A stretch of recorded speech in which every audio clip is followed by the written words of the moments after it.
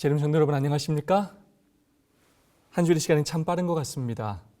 지난 한 주일도 각자의 삶의 터전에서 얼마나 수고가 많으셨습니까? 하나님의 은혜와 축복이 여러분의 삶에 함께 하시기를 간절히 소망합니다.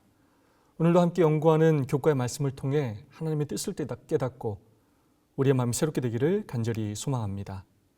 오늘도 옆사람과 사랑과 소망을 담아서 인사하고 시작하겠습니다. 하늘까지 함께 갑시다.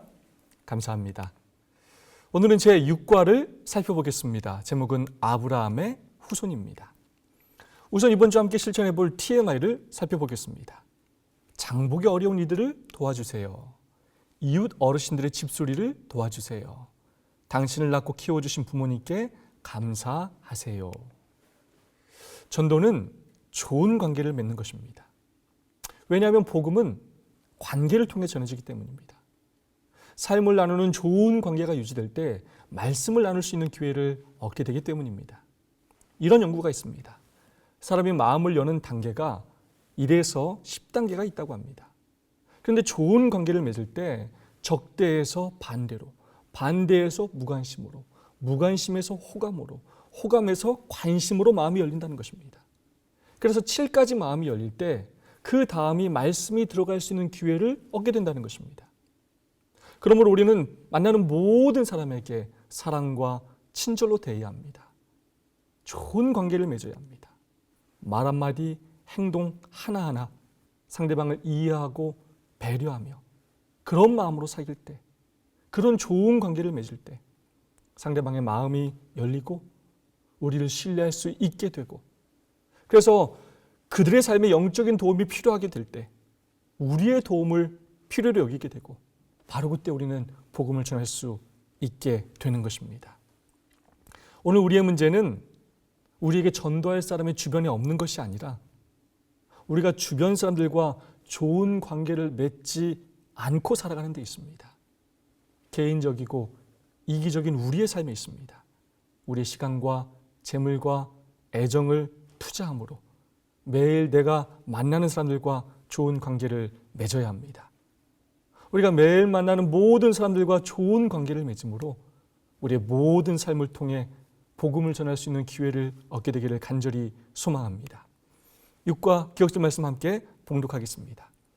그러나 너희는 택하신 족속이요 왕 같은 제사장들이요 거룩한 나라요 그의 소유가 된 백성이니 이는 너희를 어두운 데서 불러내어 그의 기이한 빛에 들어가게 하신 이의 아름다운 덕을 선포하게 하려 하심이라. 지난 2주 동안 저희는 영원한 언약, 약속의 자녀들이라는 제목으로 아브라함과 맺으신 언약에 대하여 살펴보았습니다. 오늘은 아브라함과 맺으신 언약의 마지막 부분으로 아브라함의 후손들이라는 제목으로 살펴보겠습니다. 이번 주 교과 서론은 멈추어버린 시계라는 이야기로 시작하고 있습니다. 내용은 이렇습니다. 어느 작은 동네의 보석상 창 너머로 보이는 시계가 8시 45분을 가리킨 채 멈춰 있었다. 많은 사람이 그 시계를 보면서 시간을 확인하곤 했었는데 그날 아침 그 시계를 본 사람들은 9시가 되기까지 아직 15분이나 남았다고 생각했다. 학교를 가던 아이들도 그 시계를 보고는 아직 꾸물거릴 여유가 있다고 생각하였다. 보석상의 작은 시계가 멈추는 바람에 그날 아침에 많은 사람이 지각하고 말았다. 왜 이런 이야기를 하는 것일까요? 무엇을 말하고 싶어 하는 것일까요? 바로 이스라엘 백성들의 실패를 이야기하기 위함입니다. 하나님께서는 이스라엘 백성들을 세상을 향한 영적인 시계로 선택하셨습니다. 이방인 가운데 두어 열방으로 둘러있게 하였거늘. 에스겔 5장 5절의 말씀입니다. 모든 이방인들로 하여금 이스라엘 백성들을 통하여 하나님이 누구신지, 그 하나님의 품성이 어떠한지, 하나님의 율법이 무엇인지, 그 율법에 순종할 때, 언약 관계에 순종할 때 하나님께서 어떤 축복을 주시는지를 이스라엘 백성들을 통하여 나타내기를 원하셨습니다. 그래야 그들을 축복의 통로로 열방의 빛으로 사용하기를 원하셨습니다. 그러나 민족으로서의 이스라엘 백성들이 불순종함으로 인해 그 역할을 잘 감당하지 못하였습니다. 그 영적인 시기가 멈추어서 많은 사람들이 축복을 받지 못하게 되었습니다. 그래서 이번 주 교과는 아브라함의 후손들이라는 제목으로 이스라엘의 역사를 살펴보면서 오늘날 이 시대의 참 이스라엘 백성은 누구인지, 누가 아브라함의 후손들인지, 누가 이 마지막 시대 세상을 향한 영적인 시계인지를 살펴보게 될 것입니다. 또한 그들의 역할이 무엇인지를 함께 살펴보게 될 것입니다.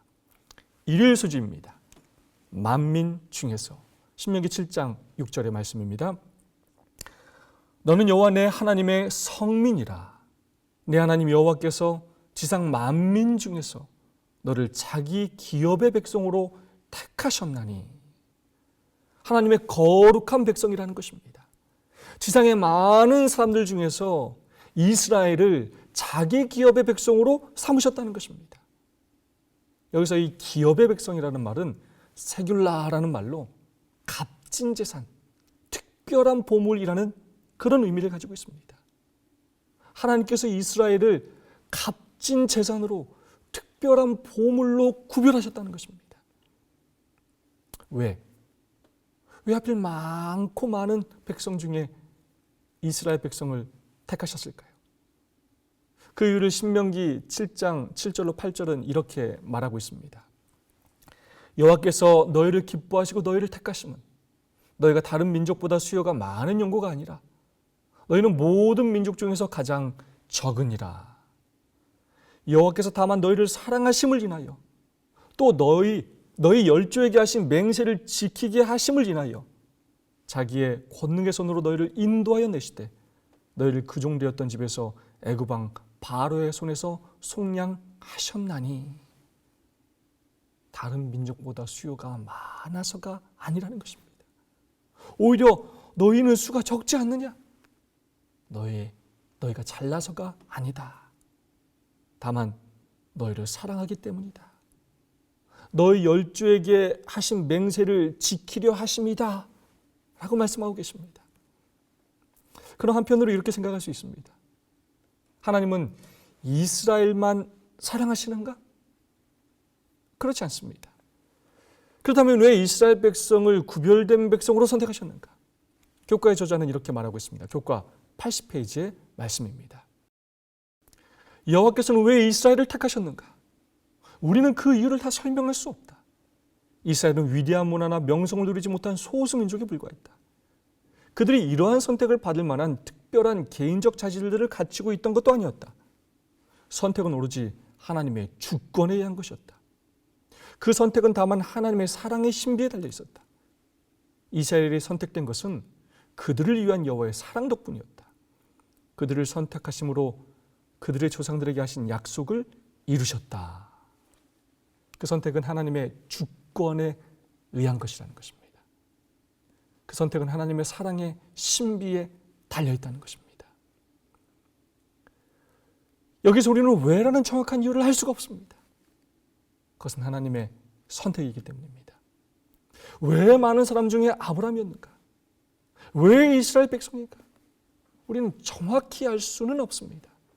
그것은 하나님의 사랑의 신비라는 것입니다. 하나님을 믿는 믿음 중에 가장 중요한 믿음 가운데 하나가 바로 하나님의 주권을 인정하는 것입니다. 왜 사람은 남자와 여자만 있는 것인가? 창조주 하나님의 마음입니다. 그것이 하나님의 주권입니다. 왜 일주일을 7일로 하셨는가? 왜 안식일은 7째 날인가? 하나님의 주권입니다. 하나님께서 정하신 것입니다. 왜 10분의 1을 하나님께 드려야 하는가? 하나님의 주권입니다. 하나님께서 정하신 것입니다. 왜 많은 무리 중에 우리를 남은 무리로 부르셨는가? 그것도 하나님의 주권입니다. 내가 다 알지 못하고 이해할 수 없는 하나님의 그 뜻이 그 안에 있다는 것입니다. 선택은 하나님의 영역이고 그 동기는 사랑이라는 것입니다. 구속의 역사를 이루어 가시기 위한 하나님의 계획인 것입니다. 우리는 겸손히 하나님의 주권을 인정하고 믿음으로 순종해야 하는 것입니다. 하나님께서 구약에서 이스라엘 백성들을 택하신 것처럼, 그리고 이스라엘 백성이 민족으로서 그 사명을 감당하지 못함으로 신약에 넘어오면서 하나님께서는 교회를 선택하십니다. 그것에 대하여 베드로전서 2장 9절은 이렇게 이야기하고 있습니다. 그러나 너희는 택하신 족속이요 왕 같은 제사장들이요 거룩한 나라요 그의 소유된 백성이니 이는 너희를 어두운 데서 불러내어 그의 기이한 빛에 들어가게 하시니에 아름다운 덕을 선포하게 하려 하심이라. 너희는 택하신 족속이요 왕 같은 제사장이요 거룩한 나라요 그의 소유된 백성이라는 것입니다. 하나님의 주권으로 하나님의 사랑의 신비로 우리를 교회로 불러주셨다는 것입니다. 그런데 그 목적이 무엇이라고요? 지난주에 배웠죠? 바로 아름다운 덕을 선포하게 하기 위함이라는 것입니다. 세상을 향한 영적인 시계로 사용하기 위함이라는 것입니다. 사도행전 9페이지에서는 교회의 존재 목적에 대하여 이렇게 이야기하고 있습니다. 교회는 사람을 구원하기 위해 하나님께서 세우신 기관이다. 교회는 봉사를 위하여 조직되었으므로 그 사명은 온 세상에 복음을 전하는 것이다. 봉사를 위해 조직되었고 그 사명은 온 세상에 복음을 전하는 것이라는 것입니다. 우리를 택하신 족속으로 왕 같은 제사장으로 거룩한 나라와 그의 소유된 백성으로 부르신 이유는 바로 세상에 복음을 전하기 위하여 세상을 섬기기 위하여 축복의 통로로 우리를 부르셨다는 것입니다. 하나님께서 이스라엘을 택하신 목적, 사도행전 14페이지 말씀입니다. 하나님께서는 인류에게 당신의 품성을 알리시려고 이스라엘을 택하셨다. 그분은 그들이 세상에서 구원의 샘들이 되기를 바라신다. 하나님 이스라엘에게 하늘의 명령, 하나님의 뜻의 계시를 위탁하셨다. 세상에서 구원의 샘들이 되기를 바라셨다라는 말씀을 읽으면 저는 갈릴리 바다와 사해가 떠오릅니다. 너무나 잘 알고 계신 이야기죠. 이 둘은 요단강을 통해 하나로 연결되어 있지만 매우 다릅니다. 갈릴리 호수는 수많은 물고기가 서식할 뿐만 아니라 그 종류가 다양하고 물도 아주 깨끗하고 주변의 토지는 비옥하여 초목이 잘 자랍니다. 그에 비해 사해는 물속 염도가 일반 바닷물보다 5배나 높고 세계적으로 가장 염분이 많은 곳이며 여러 가지 화학물질이 함유된 물이 매일 사해로 유입되기 때문에 어떤 생물도 살 수가 없습니다. 왜 이런 차이가 발생하느냐? 바로 갈릴리 호수는 물이 흐르는 반면에 사해는 물이 다른 곳으로 흐르지 못하고 고여있기 때문입니다. 고인 물은 결국 썩게 되고 어떤 생물도 살 수 없게 됩니다. 왜 이스라엘 백성들이 실패하였는가? 하나님께서 그들을 축복의 통로로 부르셨는데 자신들의 축복만 생각하였기 때문입니다. 의무와 사명을 생각하지 않고 자신들의 축복만 생각했습니다. 그 축복이 흘러서 이웃들과 이방인들에게 전해져야 하는데 그들에게서 고여 있었기 때문에 고인물이 되었기 때문입니다. 그래서 결국 그들은 변질되고 말았습니다. 지난주에 한번 살펴본 내용입니다. 왜 하나님께서 우리를 거룩한 나라로 왕 같은 제사장으로 택하셨는가? 왜 나를 많은 사람 가운데 진리교회로 남은 교회로 부르셨는가? 단순히 나 혼자 구원받으라고 부르신 것이 아닙니다. 특별한 사명을 위하여 부르셨습니다. 그러므로 우리는 나 개인의 구원에만 집중하며 살지 말아야 합니다. 내 믿음, 내 축복에만 집착하며 살지 말아야 합니다. 고인물이 되지 말아야 합니다. 내 구원만 생각하며 사는 사람은 내 구원을 이루기도 어려울 수 있지만 사명을 감당하기 위해 노력하며 사는 사람은 다른 사람을 구원하기 위해 노력하며 사는 사람은 자신의 구원을 걱정할 필요가 없습니다. 하나님은 택하신 족속인 우리의 구원은 언약관계 안에서 너무나 당연한 것이고 우리의 존재 목적은 바로 사명을 감당하는 것입니다. 사명은 바로 구원받은 자들이 언약관계 안에 있는 자들이 행하는 일이기 때문입니다. 그러므로 사명을 감당하며 사는 사람이야말로 온전히 구원을 이루는 삶이라 할 수 있습니다. 내가 구원받을 수 있을까? 나의 구원에 대하여 너무 고민하지 말고 믿음으로 말씀에 순종하며 구원을 확증하며 사명에 대하여 고민하며 살았으면 좋겠습니다. 어떻게 해야 이 사명을 더 잘 감당할 수 있을지 늘 기도하며 고민하며 살게 되기를 소망합니다.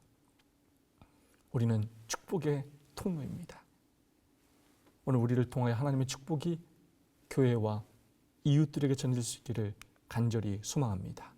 월요일 소지입니다. 땅을 주리라는 약속입니다. 하나님께서는 아브라함으로부터 그의 후손들에게 가나안 땅을 주시겠다고 끊임없이 약속하셨습니다. 창세기 12장 1절입니다. 여호와께서 아브라함에게 이르시되 너는 너의 본토 친척 아비집을 떠나 내가 내게 지시할 땅으로 가라. 창세기 12장 7절 가나안에 도착하여 세겜에 있을 때입니다. 내가 이 땅을 내 자손에게 주리라. 창세기 35장 12절입니다. 내가 아브라함과 이삭에게 준 땅을 내게 주고 내가 내 후손에게도 그 땅을 주리라 하시고, 요셉의 유언에서도 이 약속은 반복됩니다. 창세기 50장 24절입니다. 나는 죽을 것이나 하나님이 당신들을 돌보시고 당신들을 이 땅에서 인도하여 내사 아브라함과 이삭과 야곱에게 맹세하신 땅에 이르게 하시리라. 하나님께서 모세에게 그리고 모세가 백성에게 하신 말씀입니다. 신명기 1장 8절입니다. 땅이 너희 앞에 있으니 들어가서 그 땅을 차지할지니라.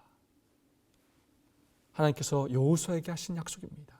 말씀입니다. 여호수아 1장 3절입니다. 내가 모세에게 말한 바와 같이 너희 발바닥으로 밟는 곳은 모두 내가 너에게 주었노니. 그런데 이 땅을 주겠다는 약속이 400년이 걸릴 것이라고 창세기 15장 13절로 16절에서 하나님은 아브라함에게 말씀하셨습니다. 그 약속이 지체되는 것처럼 보였지만 결국 시간이 흐르면서 결국 이루어졌습니다. 그 약속의 성취의 시작이 바로 출애굽 사건이었습니다. 그리고 이스라엘 역사를 통하여 계속 하나님의 약속은 성취되었습니다. 그런데 언제 이 약속이 성취되었느냐? 바로 이스라엘 백성들이 순종할 때였습니다.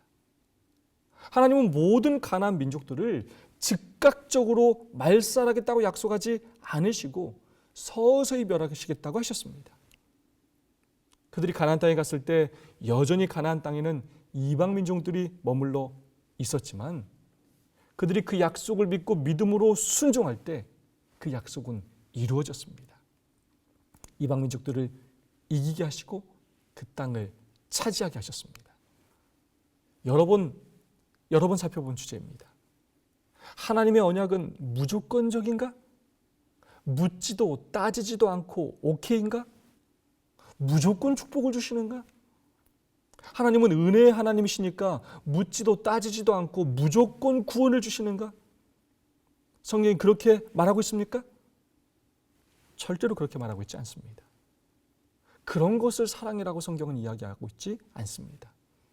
묻지도 따지지도 않는 것, 무조건이라고 하는 것들을 조심해야 합니다. 사기일 가능성이 아주 높습니다.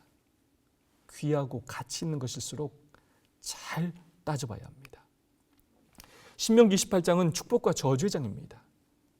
28장 1절과 5절의 말씀을 봉독하겠습니다.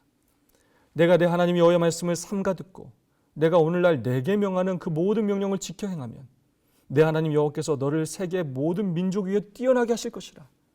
내가 만일 내 하나님 여호와의 말씀을 순종하지 아니하여 내가 오늘날 내게 명하는 그 모든 명령과 규례를 지켜 행하지 아니하면 이 모든 저주가 내게 임하고 내게 미칠 것이니. 모든 명령을 지켜 행하면, 순종하면 모든 민족 위에 뛰어나게 하실 것이라고 약속하셨습니다. 만일, 조건적인 약속인 것입니다.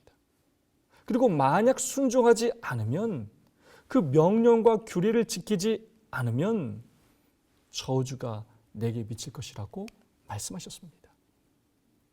지금까지 우리는 언약에 대하여 6주째 연구하고 있습니다. 성경에 나타난 언약의 기본 요소는 항상 동일합니다. 하나님께서 먼저 구원을 베푸시고 찾아오십니다. 그리고 확증해 주십니다. 우리에게 그 구원의 선물을 받으라고 말씀하십니다. 그때 사람이 해야 할 일이 있습니다.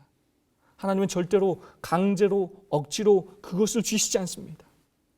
사랑의 하나님이시기에 우리를 도덕적이고 영적인 존재로 만드셨기에 우리를 귀히 여기시기에 우리로 하여금 선택할 수 있는 기회를 주십니다. 하나님 말씀에 순종할지 불순종할지 거절할지 선택권을 주십니다. 그래서 우리가 그 사랑을 받아들이고 그 약속에 순종할 때, 우리의 의무를 다할 때, 우리도 하나님을 선택할 때 하나님께서 그 약속을 이루어 주시고 그 구원은 나의 것이 되는 것입니다.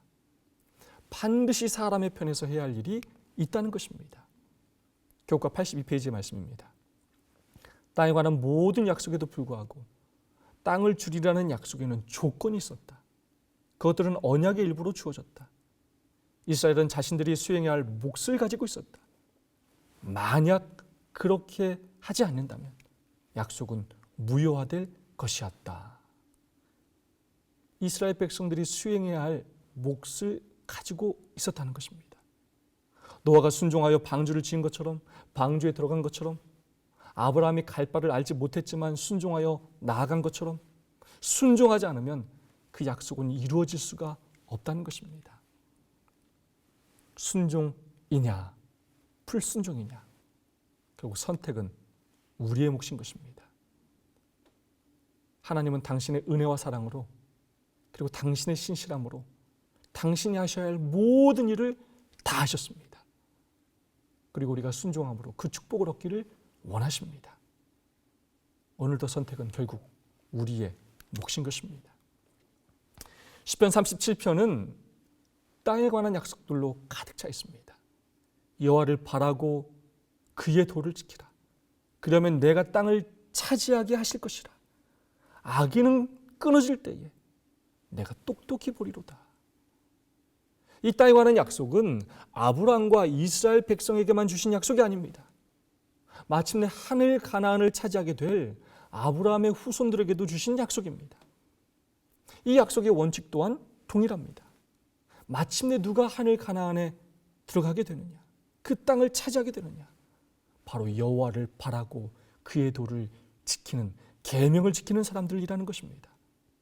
그리고 그것을 거절한 악인들이 마침내 어떤 결과를 당하게 되는지 눈으로 똑똑히 보게 된다는 것입니다.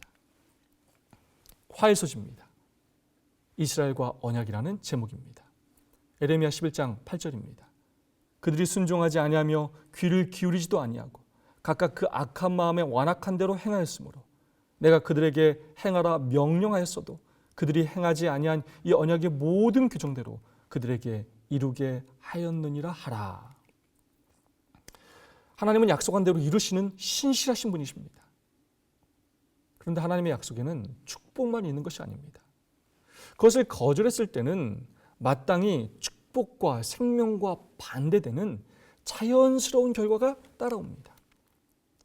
창조전에 아담에게 내가 너를 창조해도 되겠니? 라고 묻지 않으셨고 창조하셨기에 창조 후에 그에게 하나님을 선택할 수 있는 기회를 주시기 위해 선악과를 만드셨고 선택할 수 있는 기회를 주셨습니다. 그 사랑을 받아들이고 선택할 때는 영생을 선물로 주기로 하셨고, 거절할 때는, 선악과를 먹을 때는 죽어서 흙으로 돌아가게 하실 것을, 원래 없었던 상태인 비존재로 돌아가게 하실 것을 약속하셨습니다. 무조건 영원히 살도록, 선택하지도 못하도록 만들지 않으셨습니다. 언약은 관계와 합의를 정해준다라고 지난번에 배웠습니다. 언약은 쌍방간에 이루어지는 것입니다. 그리고 쌍방간에 어떠한 합의가 있었는지를 말해주는 것입니다. 그런데 그 합의에는 순종에 대한 부분만 기록되지는 않았습니다. 불순종에 대한 결과 또한 기록되어 있다는 것입니다. 그래서 지난번에 창세기 15장에서 살펴본 것처럼 언약 체결식에는 피와 맹세가 포함되어 있습니다. 내가 이 언약을 지키지 못할 때는 이렇게 되겠다 하고 자기 저주의 맹세를 하였습니다. 그런 의미로 동물을 쪼개었던 것입니다.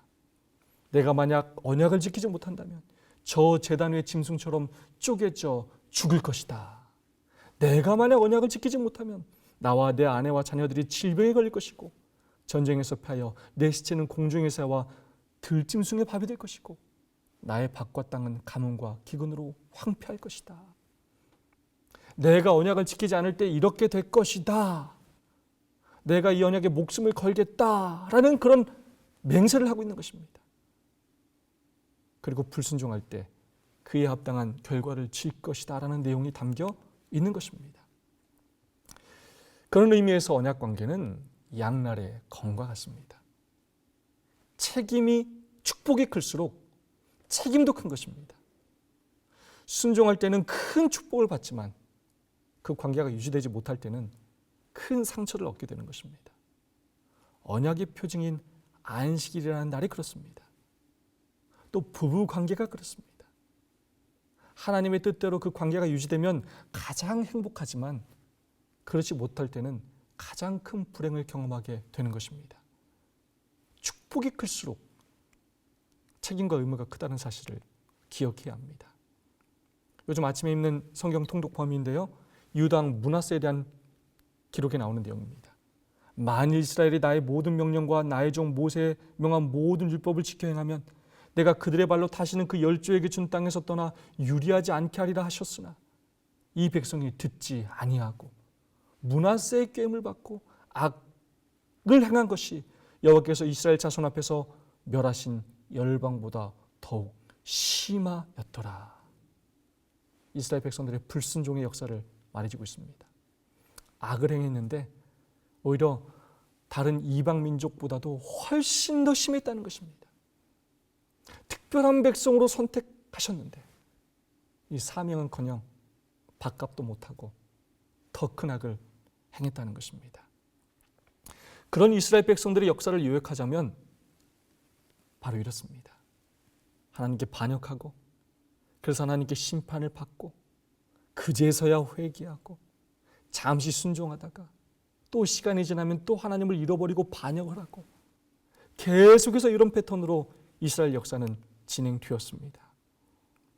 하나님의 놀라운 약속의 성취는 하나님의 신실함에 달려 있었다. 은혜로 맺은 언약 70페이지 말씀입니다. 하나님은 택하신 이스라엘 백성들을 통해 하나님의 뜻을 이루기를 원하셨습니다. 그리고 선지자를 보내시어 어르고 달래고 경고하시며 엄청난 노력을 하셨습니다. 그럼에도 불구하고 이스라엘 백성들은 너무나 쉽게 언약 관계를 파괴하였고 불순종하였습니다. 하나님의 신실함에는 아무런 문제가 없었습니다. 하나님은 단 한 번도 변하지 않으셨습니다. 결국 하나님의 놀라운 약속의 성취는 이스라엘의 신실함에 달려 있었습니다. 언약의 정신을 가장 잘 가르쳐주는 제도가 있다면 바로 결혼 제도일 것입니다. 안타깝게도 요즘 황혼 이혼이 크게 늘어나고 있다고 합니다. 전체 이혼의 31%를 차지한다고 합니다. 이 황혼 이혼이란 20년 이상 결혼 생활을 함께 해온 부부가 이혼하는 것을 말합니다. 그렇게 오래 살았음에도 불구하고 사랑은커녕 아휴 저 왼수하고 내가 어떻게 더 살아. 지금까지 내가 자식들 때문에 참고 살았는데 더 이상은 못 살겠다 하는 것입니다. 같이 사는 것이 하나도 행복하지가 않다는 것입니다. 그냥 어쩔 수 없이 형식적으로 산다는 것입니다. 그래서 더 이상은 살고 싶지 않다는 것입니다. 언약 관계를 유지할 수가 없다는 것입니다. 그렇게 오랜 시간 부부로 함께 살았는데 행복하지 않았고 더 이상 살고 싶지 않다. 얼마나 안타깝고 슬픈 현실입니까? 오늘 나와 하나님과의 그 언약 관계를 다시 한번 생각해 봐야 합니다. 오랫동안 하나님을 믿는다고 했지만 하나님과 내가 올바른 사랑 관계를 유지하고 있는지, 아니면 내가 그 관계를 소홀히 함으로 불순종함으로 하나님과의 사이가 멀어지고 있지는 않은지, 내가 그냥 의무적으로 하나님과 관계를 맺고 있지는 않은지, 나의 신앙이 형식적으로 변하고 있지는 않은지, 하나님과 맺은 이 언약의 관계의 그 결과가 얼마나 중요하고 큰가를 기억해야 합니다. 우리의 영생이 걸린 문제입니다. 하나님은 우리와 사랑의 관계를 맺기를 원하십니다. 하나님과의 관계를 새롭게 하는 기회가 되기를 간절히 소망합니다. 수요일 소식입니다. 제목은 남은 자입니다. 이스라엘의 역사는 반복, 심판, 회개, 순종으로 계속 반복되었습니다. 그러나 희망이 없는 것은 아니었습니다. 하나님께서는 각 시대마다 당신의 남은 자를 가지고 계셨습니다. 이사야 4장 3절의 말씀입니다. 시온에 남아있는 자, 예루살렘에 머물러 있는 자, 곧 예루살렘에 있어 생존한 자 중 농명된 모든 사람은 거룩하다 칭함을 얻으리니. 미가서 4장 7절입니다. 여호와께서 말씀하시되 그날에 내가 저는 자를 모으며 쫓겨난 자와 내가 환난받게 한 자를 모아 그 저는 자로 남은 백성이 되게 하며 멀리 쫓겨났던 자로 강한 나라가 되게 하고 나 여호와가 시온산에서 이제부터 영원까지 그들을 치리하리라 하셨나니. 스바냐 3장 12절 13절입니다. 내가 곤고하고 가난한 백성을 너희 중에 남겨두리니 그들이 여호와 이름을 의탁하여 보호를 받을지라. 이스라엘의 남은 자는 악을 행치 아니하며 거짓을 말하지 아니하며 입에 괴일한 혀가 없으며 먹으나 누우나 놀라게 할 자가 없으리라. 하나님은 노아, 아브라함, 엘리야처럼 시대마다 신실한 당신의 남은 백성을 가지고 계셨다는 것입니다. 특별히 엘리야 때 이런 말씀을 하셨습니다. 그러나 내가 이스라엘 가운데 7천인을 남기리니 다 무릎을 바알에게 꿇지 아니하고 다 그 입을 바알에게 맞추지 아니한 자니라. 오늘날 이 마지막 시대 또한 하나님은 남은 자를 가지고 계십니다. 하나님의 계명을 지키며 예수의 증거를 가진 참된 남은 무리를 가지고 계십니다. 그 사람은 바로 저와 여러분입니다.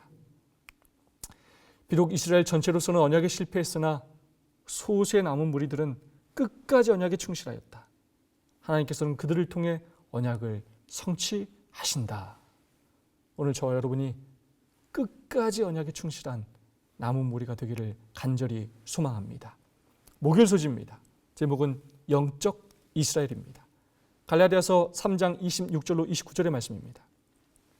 너희가 다 믿음으로 말미암아 그리스도 예수 안에서 하나님의 아들이 되었으니 누구든지 그리스도 합하여 침례를 받은 자는 그리스도로 옷 입었느니라. 너희는 유대인이나 헬라인이나 종이나 자주자나 남자나 여자 없이 다 그리스도 예수 안에서 하나이니라. 너희가 그리스도께 속한 자면 곧 아브라함의 후손이요 자손이요 약속대로 유업을 이을 자니라. 그 구약의 이스라엘 백성들이 오늘날 누구인가? 누가 아브라함의 후손인가? 바로 믿음으로 그리스도 안에서 하나 된 사람들이 다 아브라함의 자손이라는 것입니다. 육신의 아브라함의 자손이 아니라도 예수 그리스도께 속한 자는, 믿음으로 그 안에서 하나 된 자는 아브라함의 자손이라는 것입니다. 로마서 4장 16절로 17절도 같은 내용을 이야기하고 있습니다. 그러므로 상속자가 되는 그것이 은혜에 속하기 위하여 믿음으로 되었나니 이는 그 약속을 그 모든 후손에게 굳게 하려 하심이라. 율법에 속한 자에게뿐만 아니라 아브라함의 믿음에 속한 자에게도 그러하니 아브라함은 우리 모든 사람의 조상이라. 기록된 바 내가 너를 많은 민족의 조상으로 세웠다 하신 것 같으니 그가 믿는 바 하나님은 죽은 자를 살리시며 없는 것을 있는 것으로 부르시는 이시니라. 아브라함은 믿음으로 그리스도 안에 있는 모든 사람의 조상이라는 것입니다. 단지 이스라엘 백성의 조상이 아니라 많은 민족의, 많은 믿는 사람들의 조상으로 세우셨다는 것입니다. 오늘날의 교회가 바로 아브라함의 후손입니다. 영적 이스라엘 백성입니다. 바로 저와 여러분이 영적 이스라엘 백성인 것입니다. 이 교회라는 것은 참 특별한 공동체입니다. 우리가 하나님이 아니라면, 예수 그리스도의 보혈의 피가 아니라면, 하나님의 은혜의 언약이 아니라면, 그 믿음이 아니라면 아무 상관없는 사람이었을 것입니다. 그러나 이제 우리가 하나님을 믿음으로, 그 언약을 믿음으로, 그리스도 안에 한 언약의 백성이 됨으로, 남은 무리 신앙 공동체가 됨으로 우리는 하나가 되었습니다. 운명 공동체, 사명 공동체가 되었습니다. 한 가족이 되었습니다. 우리를 하나로 묶을 수 있는 유일한 끈은 바로 예수 그리스도뿐이십니다. 자격 없는 영적 이스라엘 백성으로 우리를 택해 주신 그 은혜에 감사하며 사명을 끝까지 감당하는 저와 여러분이 되기를 소망합니다. 행복한 그리고 하나 되는 교회, 그런 운명 공동체, 사명 공동체를 만들어 가기를 소망합니다. 금요일 소지 더 깊은 연구를 위해 선지자왕 369페이지, 370페이지 말씀입니다. 국적이나 인종이나 계급에 의한 차별을 하나님께서는 인정하지 않으신다. 하나님께서는 온 인류의 창조주이시다.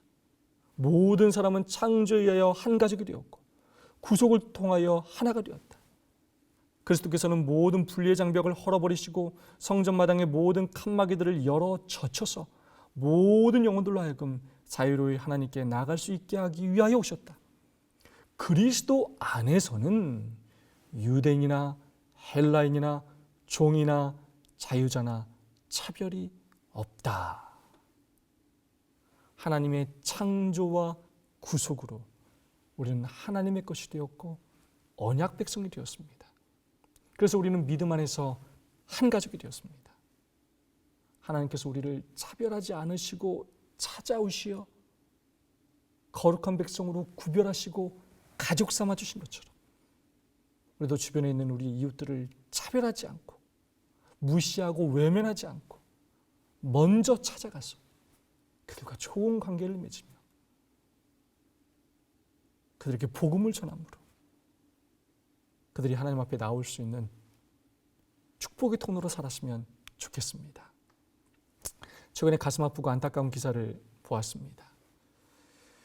A군은 지난해 11월 24일 오전 7시 50분에 아버지가 꾸중과 잔소리를 했다는 이유로 미리 준비한 컴파운드 활을 쏴서 아버지 복부에 10cm가량 깊이로 꽂혀 소장등에 구멍을 뚫렸다고 합니다.